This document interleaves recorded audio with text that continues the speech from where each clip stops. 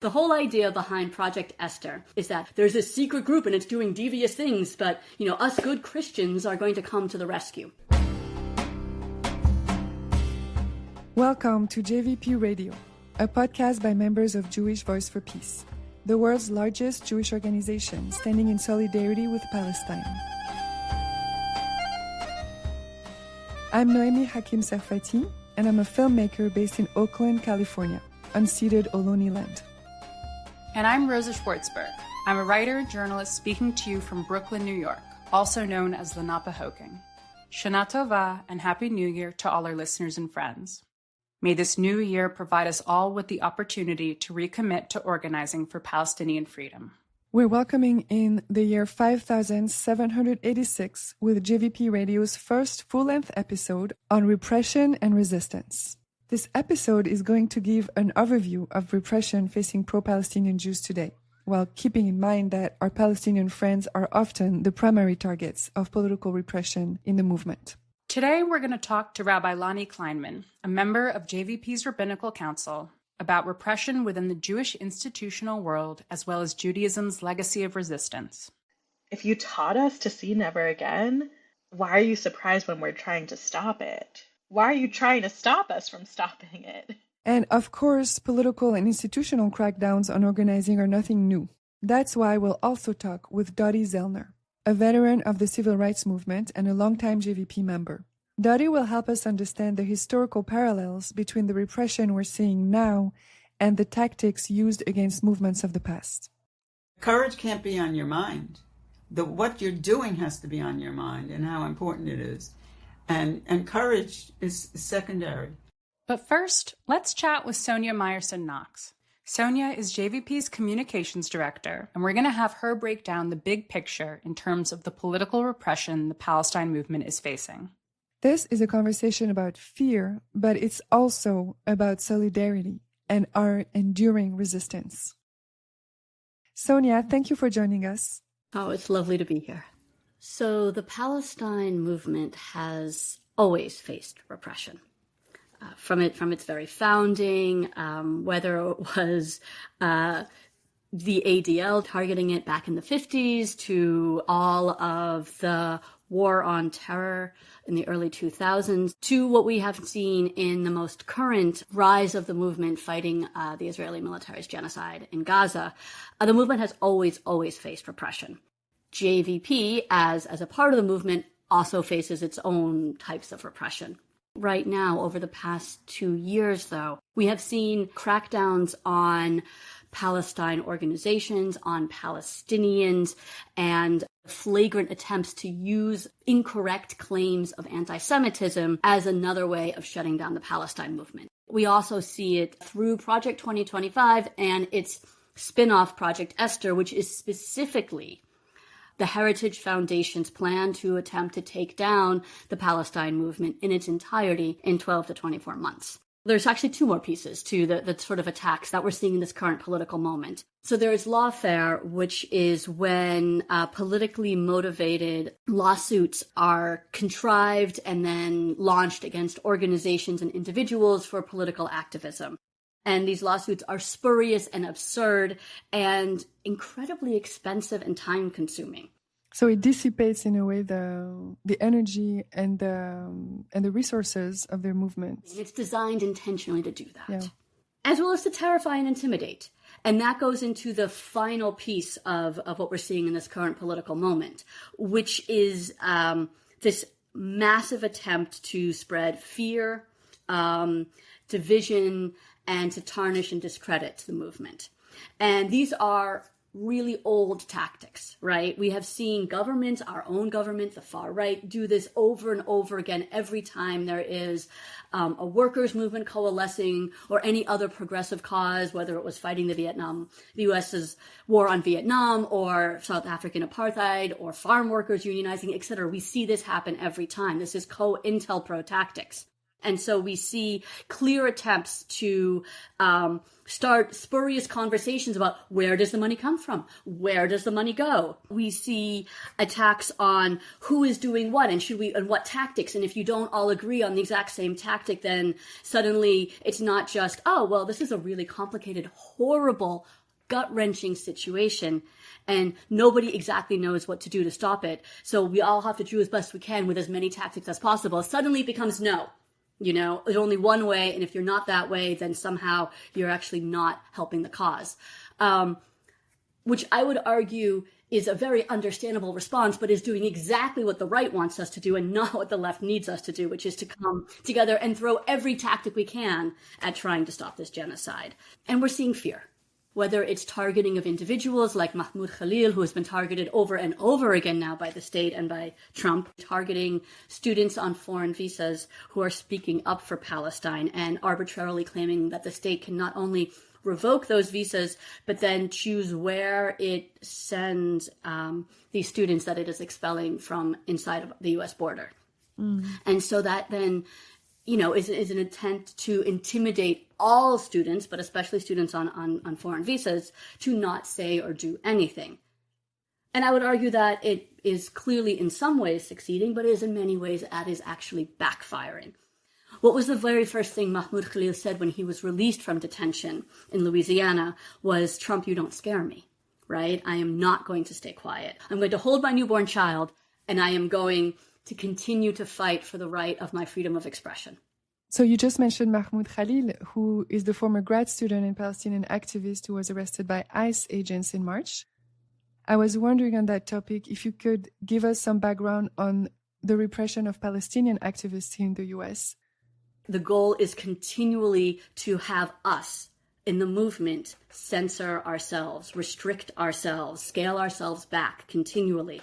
They want us to think, oh, if we just stay really quiet and maybe we don't do this anymore, but we just do that, then they'll miss us and we can keep doing our work. But what happens when we do that is we just increasingly downsize our dreams, our goals, our visions. Solidarity crumbles that way. And so what I have actually seen across the Palestine movement is an utter refusal for that. And it is one of the few things that brings me hope right now. In 2024, on the one-year anniversary of October 7th, the Heritage Foundation released a plan called Project Esther, aimed at dismantling the Palestinian solidarity movement. Project Esther claims to be a, quote, national strategy to combat anti-Semitism, and yet Barry Trachtenberg, professor of Jewish history, said that, quote, the architects of Project Esther are not interested in fighting anti-Semitism. Who wrote these documents and what are they interested in? Project Esther is the Heritage Foundation's blueprint for how to try to dismantle the Palestine movement, but then actually apply all of those tactics on every other progressive movement and cause and issue that they don't like. And so this is a document that was written largely by Christian nationalists. And it names organizations, and JVP is one of them, along with Students for Justice in Palestine, along with Americans for Justice in Palestine, etc. And it claims that we're all part of this scary terrorist network, and we all come together and we do devious things because we're really anti-Semitic. And its examples are we hold protests, we petition our members of Congress, we make phone calls to the president, we do all sorts of things that point out that our U.S. tax dollars should not be spent on buying the Israeli military more and more weapons to commit war crimes against Palestinians with. Mm-hmm. It wants to create this idea that there is this network and that all of these organizations are part of it. And then once it does that, then it wants to see the entire movement crumble because people will be scared. They have all of this idea of fear-mongering to shut down the Palestine movement, but they actually don't know anything about Judaism, and they also don't know anything about the left, or quite frankly about the Palestine movement, or they would realize how utterly ridiculous that is. In what ways do they not know anything about Judaism, and in what ways do you feel like they're not about protecting us from anti-Semitism? The opening of the Project Esther report refers to Esther as one of the most beloved and revered figures in the Torah. Esther has her following. Esther is an important part of our Jewish history. And Esther doesn't appear in the Torah, right? She has her own book. So all of this confirms the fact that Project Esther was written by a group of far-right Christian nationalists, many of whom have really dodgy opinions, offensive opinions on all sorts of things that we care about, whether it be queer rights or women's rights, racial justice, etc., but also are really big on the idea that the United States shouldn't be a secular country, but, should be Christian, and therefore, with an evangelical twist, Christian Zionist, meaning that, and this is why Palestine matters, because Palestine should be fully under an Israeli state control, which will bring about the second coming when all the Jews will convert or die. So it was written by people who don't know anything about Judaism. And that is why, in fact, I would argue the document is actually inherently anti-Semitic. The whole idea behind Project Esther is that there is a secret group of people and organizations who come together, kind of like a cabal, and do secret devious things, but not in, like in the shadows, not in the spotlights, hide behind the power of the throne, or, pull the puppet strings. All of these are long-standing anti-Semitic tropes that were most popular against Ashkenazi Jews across Europe in the 1800s, 1900s. Consciously or possibly subconsciously, they are repeating all of this idea that there's a secret group and it's doing devious things, but, us good Christians are going to come to the rescue. So what do you think they would have mentioned in terms of anti-Semitism if there was really an intention to address anti-Semitism? If the authors of Project Esther, if the Heritage Foundation, if, God forbid, President Trump actually cared about anti-Semitism and combating it, then they would address it within their own right-wing movement. And we would see examples of the Charlottesville protests where men marched in Nazi-like formations shouting, "Jews will not replace us." We would see mention of the Tree of Life synagogue shooting, which killed more Jews than at any point in time in American history on public soil. We would see references to the Poway synagogue shooting. We would see references to the fact that Trump welcomes on a regular basis raging anti-Semites into the White House, has placed them in positions of power. We would see reference to the fact that the right wing's racism, which is so closely tied to anti-Semitism, is ascendant and not being checked. None of that. There is no reference to any of that. If you read Project Esther and you think this document is going to tell you about the state of anti-Semitism in the United States, you would think the only problem is that people are going around demanding accountability from the Israeli government. That brings me to my last question and the reasons why we conceived of this show in the first place. So as we've been setting up this podcast, Rosa Favre and I, as show creators, have talked a lot with you all at JVP Comms about how this project can be a tool to combat repression. Given the legal threats, the smears, the censorship, how are you envisioning JVP radio as a means of resistance? Radio historically was a massive means of resistance. There have been underground radio stations, etc., organizing, whether it was everyone meet here to do this protest, or here's how to find out what's really happening, etc. So the name JVP Radio is harkening back to that incredible organizing, progressive history. And podcasts are transmittable easily, right? You can't shut down the movement once it starts talking, right?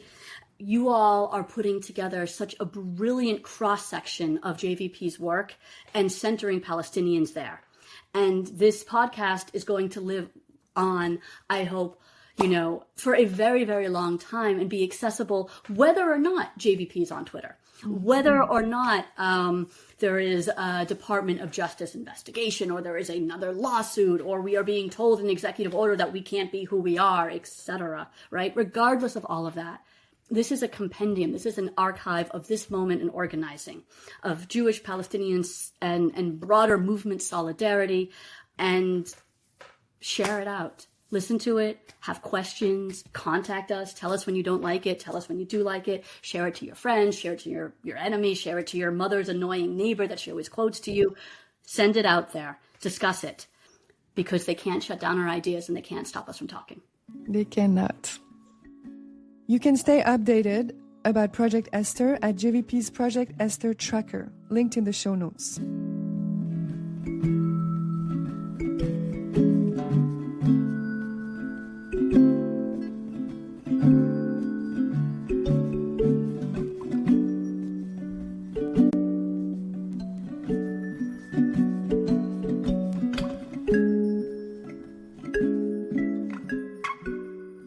Next, we'll talk to Dottie Zellner, a human rights activist, feminist, lecturer, and writer.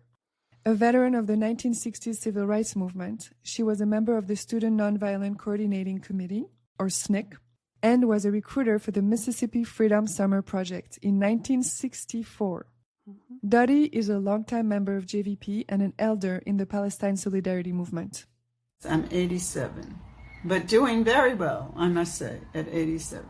I used to describe myself as a garden variety coward, and I suppose that's still true. But a person who was in the movement who found herself in certain situations, and there was no choice other than to be where I was. I was a child in World War II, then a child during McCarthy times, and then civil rights, then the women's movement, then Black Lives Matter. So I suppose it's every domestic movement I think I've had a foot in, at least, just since 1952. I would say that my whole life has been overshadowed by the fact that I had the good fortune to live in the same building as a political family whose father was in the leadership of the Communist Party. And this gave me a whole different point of view about the country that we were living in. And he was sentenced under the Smith Act and served 2.5 years in federal prison. Do you see a parallel between the repression of pro-Palestinian activism and McCarthyism and the Red Scare of the 50s? Oh, absolutely. In some ways, it's worse. We didn't have masked people without IDs coming and snatching people in the street. This, to me, is the Gestapo. What's going on today is worse than McCarthyism. The idea was to get as many individuals as possible on a list somewhere and isolate them, either prosecute them or do something to them. This situation is maybe doing that, plus taking on the universities and the law firms. So this is much broader. Were there any ways in which this repression actually galvanized resistance, made people fight back harder in some ways?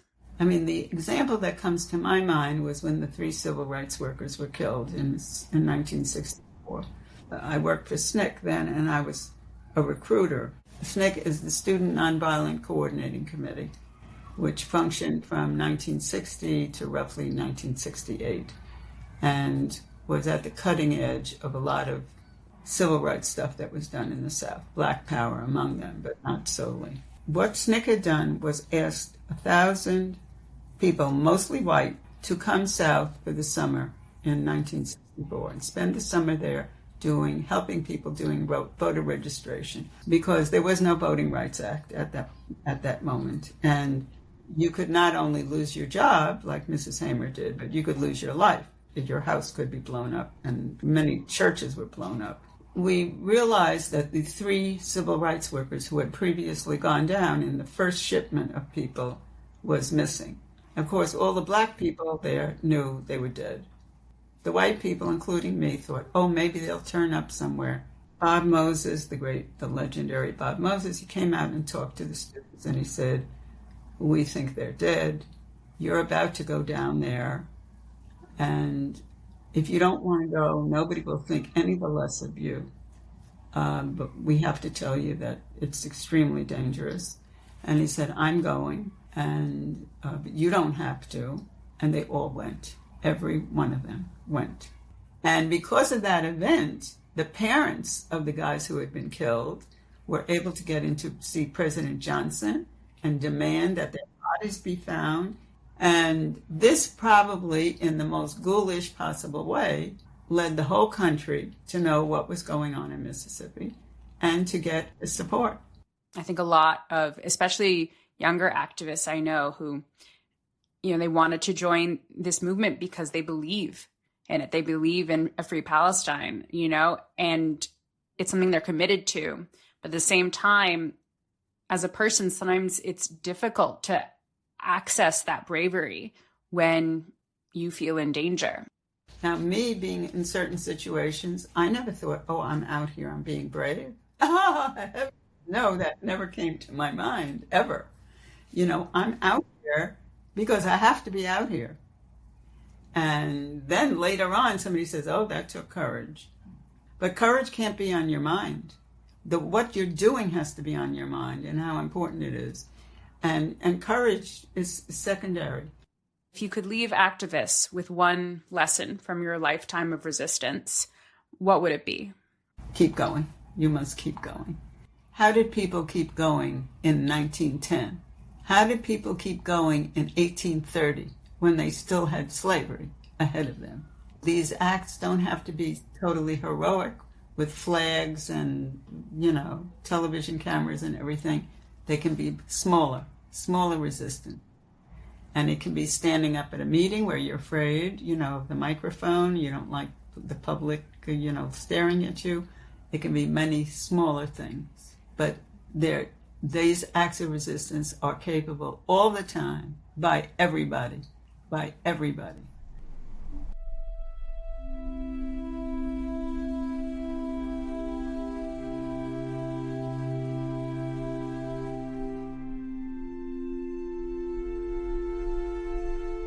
Our final guest is Rabbi Lonnie Kleinman. Rabbi Lonnie was ordained by the Reconstructionist Rabbinical College in 2022.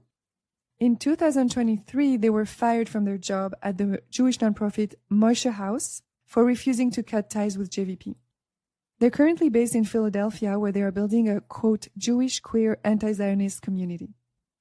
Rabbi Lonnie, thanks so much for being here. It's a pleasure. Thanks for having me.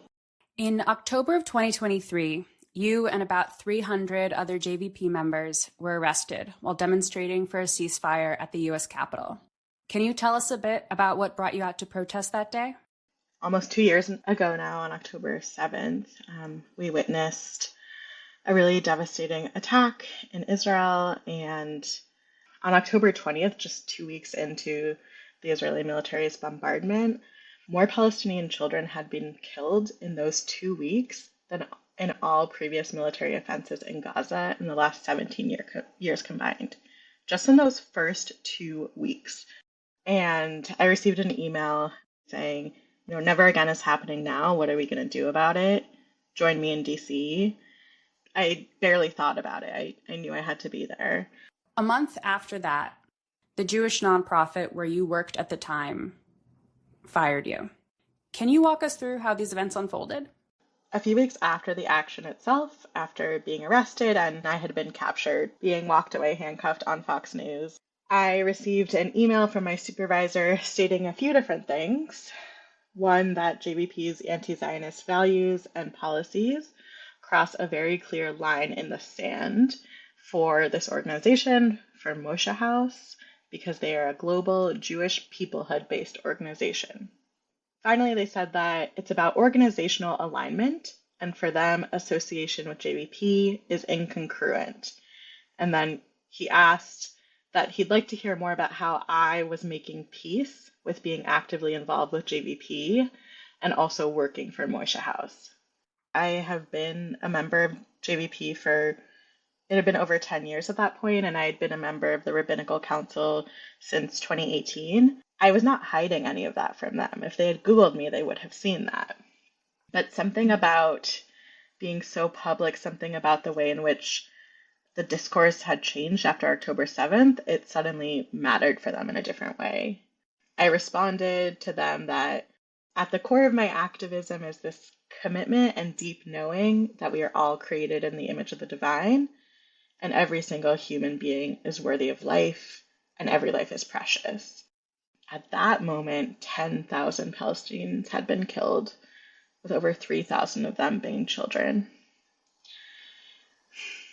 And I continue to say that the work that I had been doing, that they were responding to, was calling for a ceasefire, which is about stopping violence for everyone. And I continue to say that I was committed to doing the work of building pluralistic community, of creating space for everyone, that my personal beliefs would not impact me showing up for others that held different beliefs, that I think that's a core value in what it means to be a rabbi, is to be able to meet people where they are and journey along with them. I responded, we kind of emailed back and forth a little bit. They kept framing the conversation about my affiliation with JVP, not about what I was specifically calling for in that moment. We wound up having a conversation in real time in which they laid out a very clear decision that I had to make. They told me that I could no longer be affiliated with JVP and stay in my position as a rabbi with them. So we're seeing pro-Palestinian activists being singled out by Congress, threatened with criminal prosecution, being targeted under these new, material support for terrorism laws, like those laid out in Project Esther from the Heritage Foundation. Did you worry at any point about facing legal consequences? I definitely have thought about it and worried about it. At the same time, I think that these tactics have always been a part of repression and responses to movement work. The repression is so harsh and powerful. And where is it coming from? It's coming from it has to be coming from a place of being afraid to hear what we have to say. There's so much pain in actually witnessing and recognizing the level of violence, the genocide, the starvation, and in seeing it. How could you actually see that and not feel great pain and misery and grief? And then also, if you've led to that, if you're complicit in that work, there's reckoning that comes with that, and with having to repair, having to repent. I would be afraid to face myself. I am afraid to face those parts of me that over the course of my life have contributed to violence against Palestinians. I think, like a lot of us, grew up raised with certain values, grew up with a certain idea of Zionism in Israel, and it's incredibly painful to reconcile with that. What role and responsibility do liberal Jewish leaders bear when it comes to either standing up to or enabling this repression? We unfortunately have witnessed how powerfully the ADL is fighting to continue that repression, and how powerfully the tactic of using anti-Semitism and calling anti-Zionism anti-Semitism just shuts down any conversation, shuts down any sort of like moment of being able to meet one another at all. And at this particular moment, it's interesting because a lot of the, I would say, more progressive organizations that have been pretty silent when it comes to genocide in Gaza are suddenly coming out screaming that the Jewish world needs to stop being silent because Palestinians are starving. And of course, I agree with them, and I'm so happy that they're here now. And it's pretty painful to pretend as if they weren't part of the community that was staying silent and that was actually helping repression.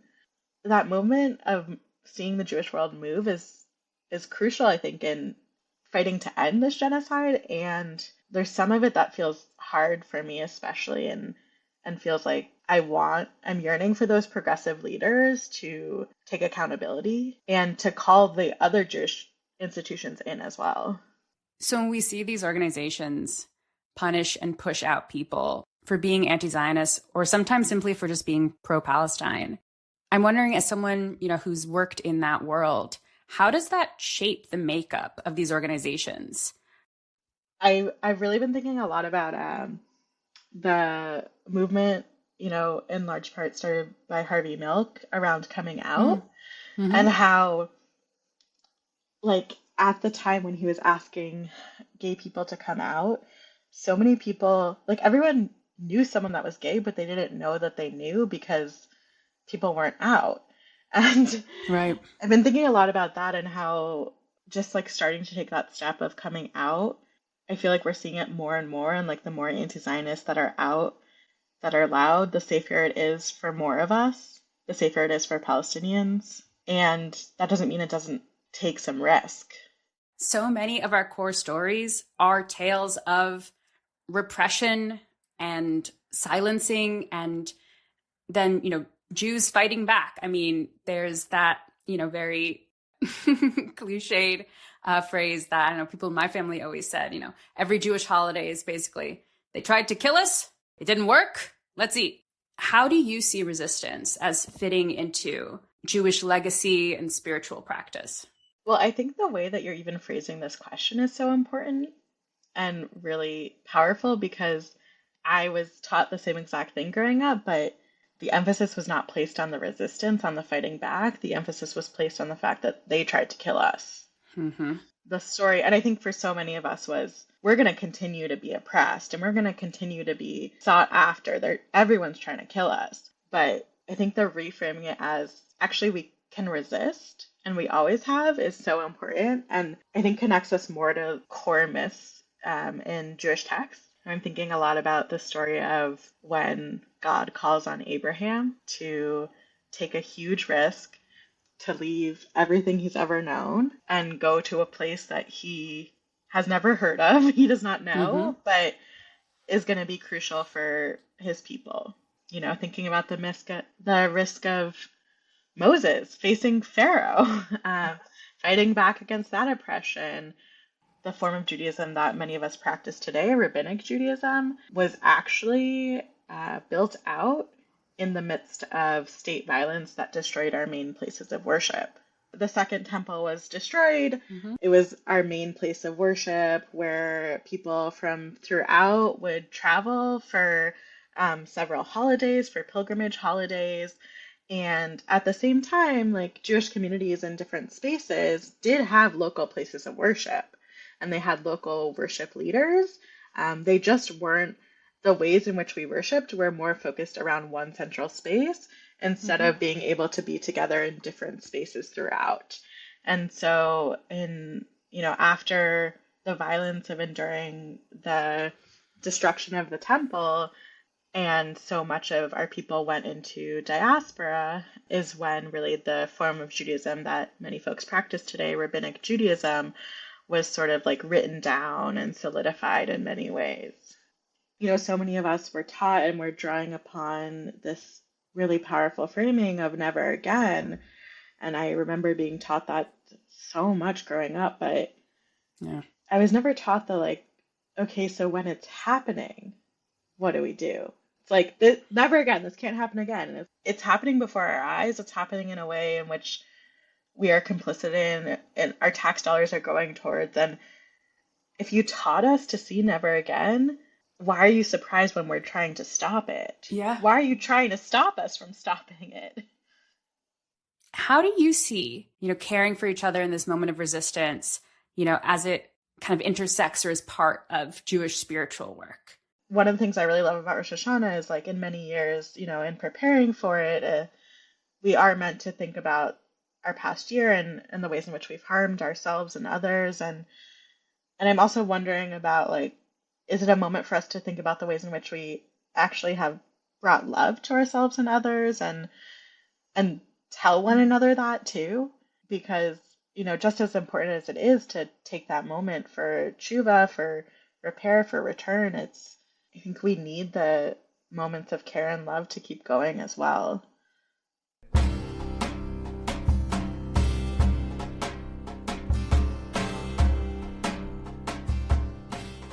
The message from our guests was clear. This repression is designed to paralyze us with fear and to divide us, but we're not giving up. As we enter this new year, let's try to remember Rabbi Lonnie's advice to care for each other, especially as we dig in for this fight. Stay up to date with the information you need to know across this movement by signing up for the JVP Wire, and join JVP as a member to help build this grassroots movement. Links to those, as well as ways to get more involved, are in our show notes.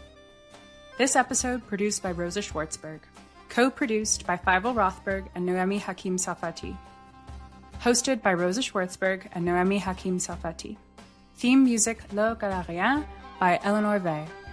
Art by Lior Ostroff.